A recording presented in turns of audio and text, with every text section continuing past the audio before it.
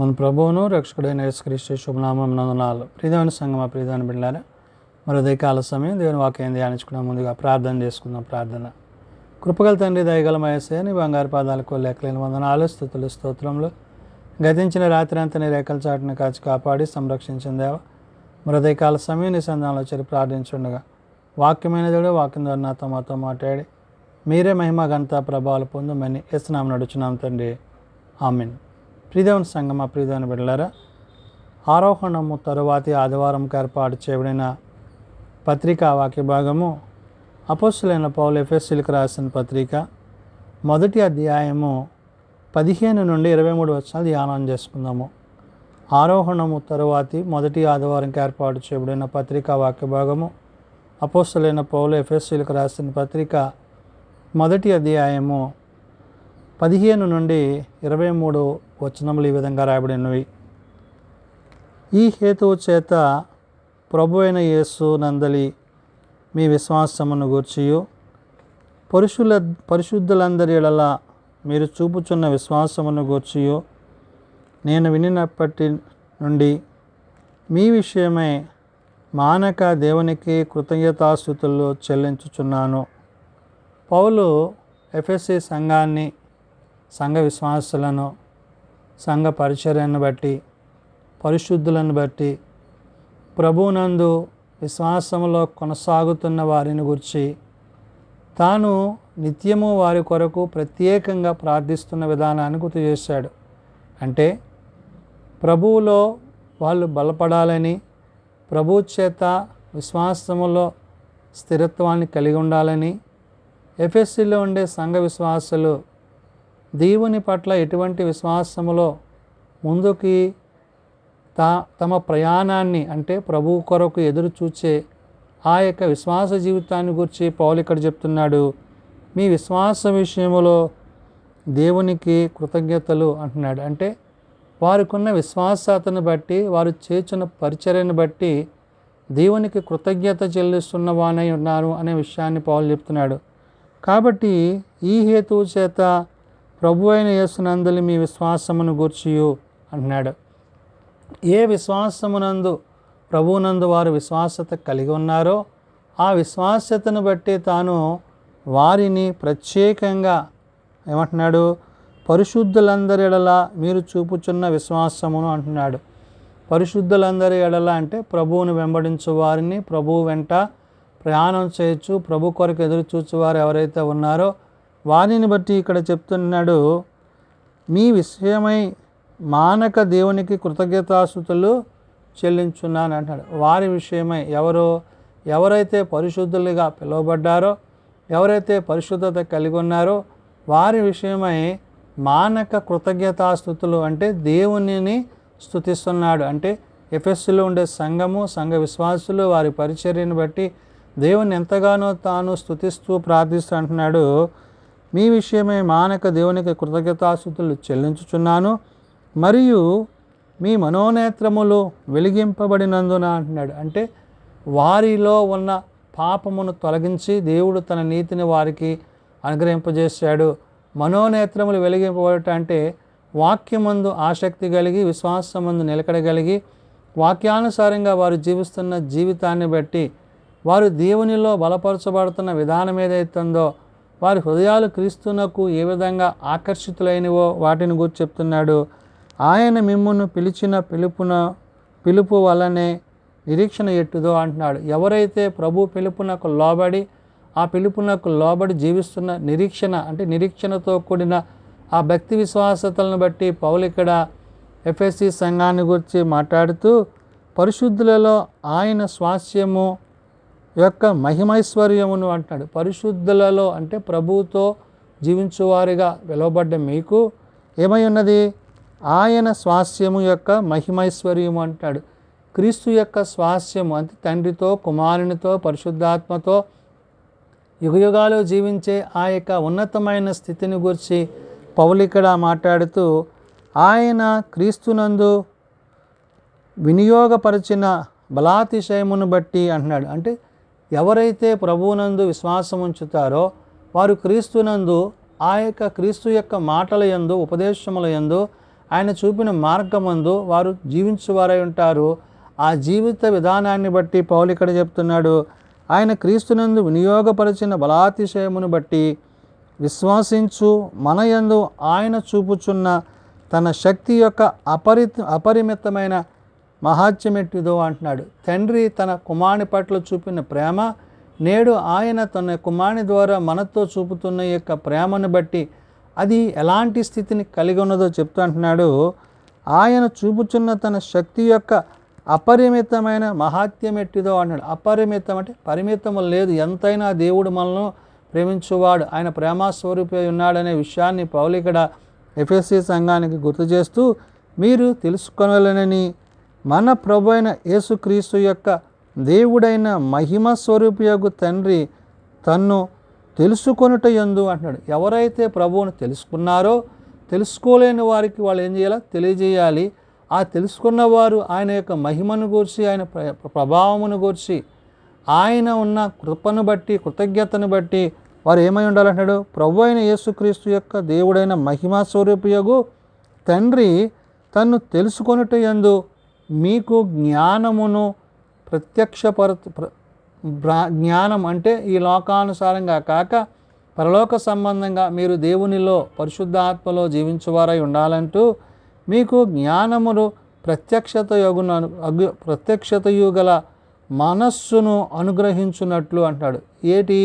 పరలోక సంబంధమైన జ్ఞానాన్ని ప్రత్యక్షత అంటే ఆయన ద్వారా మనకి అనుగ్రహింపబడు ఆ యొక్క కృప ఏదైతే ఉందో ఆ కృపను బట్టి, ఆ ప్రత్యక్షతను బట్టి మనస్సు గ్రహించున్నట్లు నేను నా ప్రార్థనల యందు మిమ్మల్ని గూర్చి విజ్ఞాపన చేయుచున్నాను అంటాడు. తన వ్యక్తిగతమైన ప్రార్థనలలో ఎఫెసీ సంఘాన్ని, విశ్వాసులను, వారి యొక్క విశ్వాస జీవితాన్ని, వారి ప్రభుతో జీవించవలసిన జీవన విధానాన్ని, వారి పరిశుద్ధత కలిగి ఉండటను, వారి మనోనేత్రాల్లో తెరవబడటయు, వారు దేవుని యందు ఎటువంటి నిరీక్షణ కలిగి ఉన్నారో ఇవన్నీ కూడా పౌలు గుర్తు చేసుకుంటూ వారిని విశ్వాస విషయమే దేవునికి కృతజ్ఞత చెల్లిస్తున్నాడు. అంటే ఈ సంఘాన్ని బట్టి, సంఘ విశ్వాసాలను బట్టి తాను దేవునిని ఎంతగానో స్తుతిస్తున్నాను అనే విషయాన్ని గుర్తు చెప్తున్నాడు.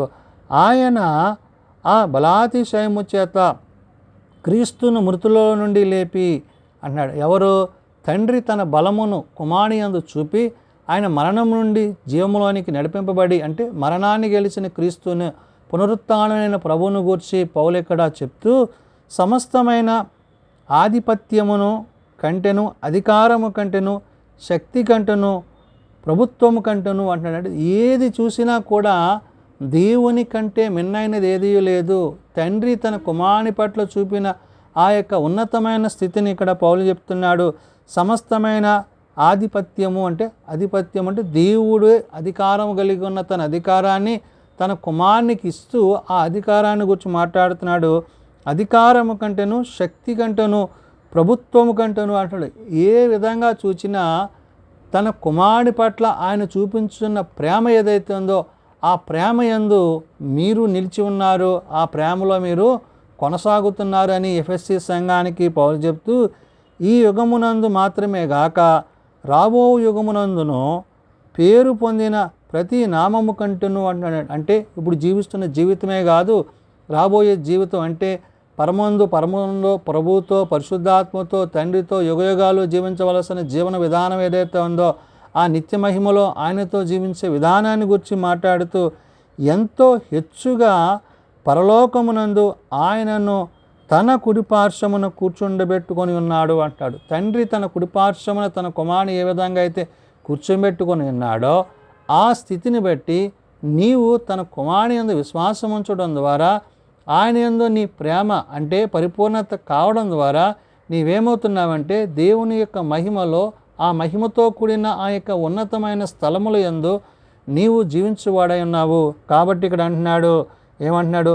ఈ యుగమందునందే మాత్రమే గాక రాబో యుగమునందును పేరు పొందిన ప్రతి నామము కంటేను అంటాడు. అన్ని నామముల కన్నా పైనామము యేసునామని, ఆ నామాన్ని బట్టి, తండ్రి యొక్క మహిమని బట్టి, కుమారుని యొక్క ఉద్దేశాలు ఏమైనావో చెప్తూ ఎంతో హెచ్చుగా పరలోకమునందు ఆయనను తన కుడిపార్శ్వమున కూర్చుండబెట్టుకొని ఉన్నాడు అన్నాడు. కాబట్టి కుమారునికి ఉన్న స్థానాన్ని, ఆ విలువను బట్టి నీవు ఆయన యందు విశ్వాసం ఉంచడం ద్వారా నీవు ప్రభువుతో పరిశుద్ధాత్మతో తండ్రి యొద్దకు యుగయుగాలు జీవించువాడై ఉన్నావు. కాబట్టి ఎలాగైతే ప్రభువు ఆరోహణమై పరమునకు చేర్చబడి తండ్రి కుడిపార్శ్వాన కూర్చున్నాడో ఆ కూర్చుకున్న విధానాన్ని ఇక్కడ పౌలు గుర్తు చేసి ఎఫెసీ సంఘానికి అంటున్నాడు.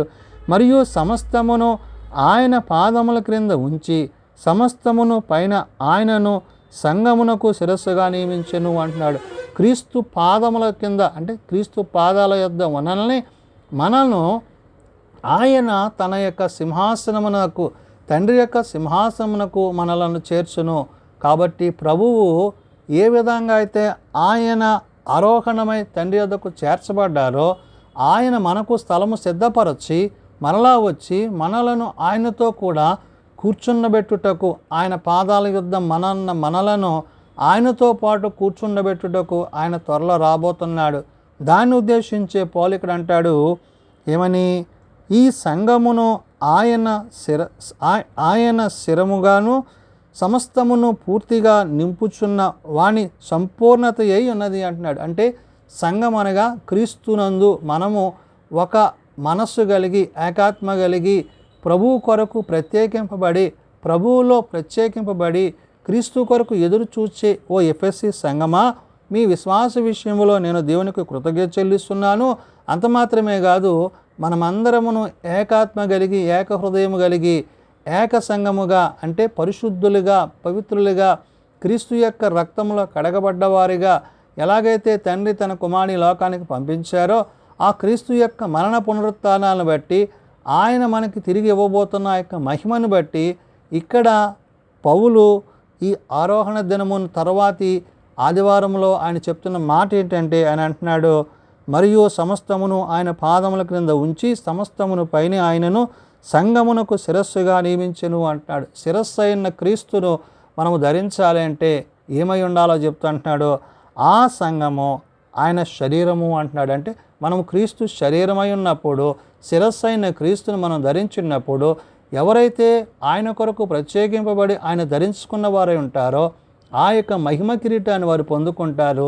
ఆ మహిమ కిరీటాన్ని పొందుకున్న వారిని గురించి పౌలు అంటున్నాడు, సమస్తమును పూర్తిగా నింపుచున్న వాని సంపూర్ణత ఉన్నది అంటాడు. ఎవరు నింపుతున్నారు? పరిశుద్ధాత్మదేవుడు మన యందు కుమారుని యొక్క విషయాలను తెలియజేసి ఆయన యొక్క ఉద్దేశాలను మనకు తెలిపి మన యందు నిలిచి మనము ఆయనతో జీవించే కృపనిచ్చున్నాడు. కాబట్టి మనము పైవారం అనే విషయాన్ని మర్చిపోక ఇహలోకమందు కొంతకాలం ఉండి మనము పరమునకు చేర్చబడి తండ్రితో కుమారునితో పరిశుద్ధాత్మతో యుగయుగాలు జీవించువారమై ఉన్నామని ఈ ఆరోహణము తర్వాతి ఆదివార దినాన్ని పౌలు తన పత్రిక ద్వారా తెలియజేసిన మాటలు. ప్రార్థన చేసుకుందాం. శాశ్వతమైన ప్రేమతో ప్రేమిస్తూ విడవక ఎడబాయక కృప చూపుచున్న తండ్రి, అవును నాయన, నీ భక్తుడైన పౌలు ద్వారా ఎఫెసీ సంఘానికి అందించిన పత్రికను బట్టి దేవా, నీ యందు మేమును మా యందు నీ మాటలు నిలిచినట్లు నీవు మాకు ఉపదేశించిన విషయాలను బట్టి మా కొరకు నాయన మరణించి తిరిగి లేచి మా మధ్య 40 దినాలు నీవు నివసించి మరలా పరమునకు చేర్చబడుతూ తిరిగి రానయున్న నిన్ను బట్టి నాయన మేము సిద్ధపాటు కలిగిన నిరీక్షణ కలిగిన విశ్వాసులుగా ఉండుటకు ఆనాడు ఎఫెసీ సంఘాన్ని ఏ విధంగా అయితే పౌలు మరి విజ్ఞాపన చేత ప్రార్థనల చేత కృతజ్ఞతాస్తుతులు చెల్లించుట చేత వారిని విశ్వాసంలోనికి ముందుకు నడిపించాడో ఆ విధంగా నేడు పౌలు పత్రికల ద్వారా మేమును అయినా నీ యందు విశ్వాసములో స్థిర నివాసము కలిగిన వారమై నీ విశ్వాసమును కొనసాగించు వారమై ఉండాలని నీవు వాక్యము ద్వారా తెలియజేస్తున్నావు. కాబట్టి నాయన, నీ వాక్య సత్యమును అనుసరించి నీ వాక్యమును అనుసరించి నీ నిత్య జీవములో నీతో యుగయుగాలు జీవించగలిగిన కృప మా అందరికీ దయచేయమని అడుగుచున్నాము. చిన్నబిడ్డలు, యవనులు, పెద్దలు, వృద్ధులు ప్రతి వారిని వారి వారి తరగతులు చొప్పున ఆశీర్వదించి దీవించండి. జన్మదినాలు, వివాహ దినాలు, ఆ కుడికల కుటుంబాలు ప్రత్యేకపరచండి. నేటి పరిచర్యలో నీ సన్నిధి మాపై ఉంచండి. రేపటి సభాతి కొరకు నేటి నుంచి మమ్మల్ని సిద్ధపరిచి నీ సహాయం అనుగ్రహించమని, అయ్యా, ఏది ఉత్తమమో ఏది ఉన్నతమో ఏది నీ చిత్తమైనదో దాన్ని ఎరిగి గ్రహించి ఆ ప్రకారం జీవించుటకు మాకు నీ కృప దయచేయమని, మీరు అక్కడికే మమ్మల్ని సిద్ధపరచుమని, మహిమా ఘనతా ప్రభావాలు మీరే పొందుకొనమని యేసునామమున అడుగుచున్నాం తండ్రి, ఆమేన్. పరలోకమందున్న మా తండ్రి, నీ నామం పరిశుద్ధపరచబడగాక, నీ రాజ్యం వచ్చుగాక, నీ చిత్తం పరలోకమందు నెరవేర్చినట్లు భూమి మీద నెరవేరగాక. మానదినానుడు మాకు దయచేయము. మెడల ప్రార్థన చేసిన వారిని మేము క్షమించున్న ప్రకారం మా ప్రార్థనలను క్షమించము. శోధనలో తేకాదులను తప్పించము. రాజ్యము, శక్తి, మహిమ నిరంతరము నీవే ఉన్నావు తండ్రి. ఆమేన్. మన పరమ తండ్రి అయిన దేవుని ప్రేమ, ప్రభు అయిన యేసుక్రీస్తు కృప, పరిశుద్ధాత్మనిచ్చే సహాయము నిరంతరము సదా తోడయండి సంరక్షించనుగాక. ఆమేన్.